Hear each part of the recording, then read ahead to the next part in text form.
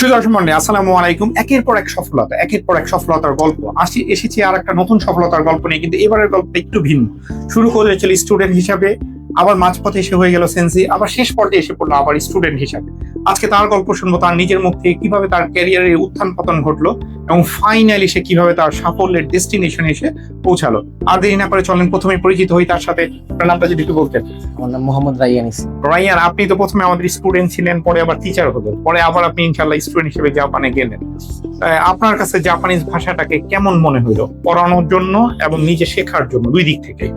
Sir আসলে যদি মন দিয়ে চেষ্টা করে পড়া হয় তাহলে স্যার ভাষাটা খুবই ইজি। আমি নিজে স্যার 2.5 মাসে N5 শেষ করেছি, দেন আমি N4 কমপ্লিট করেছি, এরপরে আমি শিক্ষাগত পেশায় ঢুকেছি। আচ্ছা, কারণ আপনি যখন স্টুডেন্টদেরকে পড়াইতেন তখন কোন জিনিসটা আপনার কাছে মনে হতো সবচেয়ে বেশি মনোযোগ দেওয়া প্রয়োজন ভাষা শেখার জন্য? স্যার প্রথম যদি একটু অ্যালফাবেট গুলোর উপরে জোর দেওয়া যায়, অ্যালফাবেট গুলো যদি একবার আয়ত্তে এসে পড়ে, এরপরে আমি মনে করি না আর কোনো কঠিন কিছু থাকে, কারণ এরপরে সবকিছু ইজি হয়ে যায়।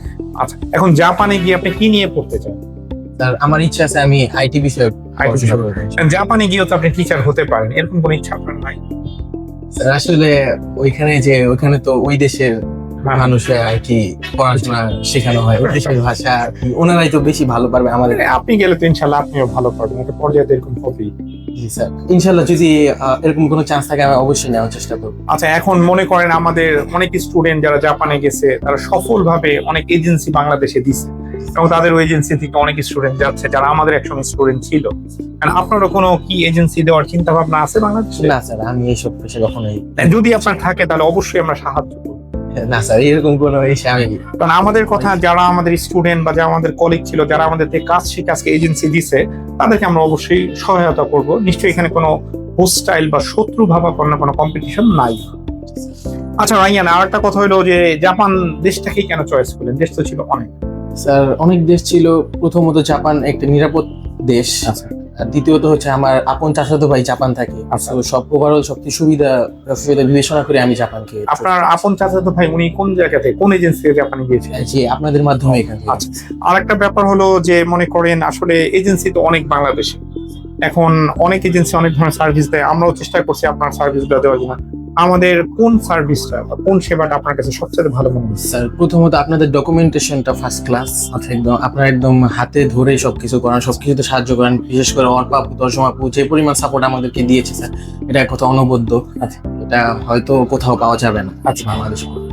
আর আমাদের টিচিং স্টাফদের মধ্যে যারা আপনাকে মানে সহায়তা করেছে ভাষাটা আয়ত্ত করতে, আপনি তাদের মধ্যে কাকে ডেডিকেটেড করে কিছু বলতে চান? জি স্যার, ইরাম সেন্সে এবং মঞ্জুল সেন্সে। প্রথমত আমার শিক্ষা গুরুই হচ্ছে ইরাম সেন্সে।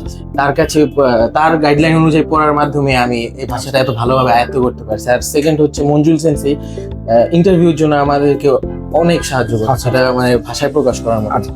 এখন যারা যেসব স্টুডেন্ট আর কি এখন পর্যন্ত তারা ক্যারিয়ার নিয়ে কোনো ডিসিশনে আসতে পারতেছে না, বা তারা ভাবতেছে জাপানকে নিব কি নিব না, আবার অনেকে এইচএসসি পাস করে বসে আছে বা অনেকে দিবে, তাদের উদ্দেশ্যে যদি আপনি কোনো পরামর্শ দিতেন? আমার পরামর্শ হচ্ছে স্যার, এইচএসসি পাস করার সাথে সাথে ভাষাটা নিয়ে মানে করা দরকার, শুরু করা দরকার। কারণ যত টাইম লস করবে তার জন্য সেটা লস। অনেক ধন্যবাদ আমাদের সাথে আসার জন্য। আপনারা শুনলেন আমাদের সেন্সির কথা বা আমাদের স্টুডেন্টের কথা এবং জানতে পারলেন তার অভিমতের কথা, স্টুডেন্টদের ঠিক কিভাবে আগানো উচিত। পাশাপাশি শুনলেন যে আমাদের সার্ভিস সম্পর্কে তার অভিমত কি। আপনারা যারা জাপানে যাওয়ার জন্য চিন্তা ভাবনা করতেছেন তারা আর দেরি না করে অতি শীঘ্রই আমাদের সাথে যোগাযোগ করুন। ইনশাআল্লাহ আপনি একজন সফল স্টুডেন্ট ভাবে এই প্ল্যাটফর্মে উপস্থিত হবেন এই ইন্টারভিউ। তার আগ পর্যন্ত সবাই ভালো থাকবেন, সুস্থ থাকবেন। আমি মাহাদি হাসান, আবার এমিনেন্ট এবং এক্সেল এর পক্ষ থেকে আসসালামু আলাইকুম।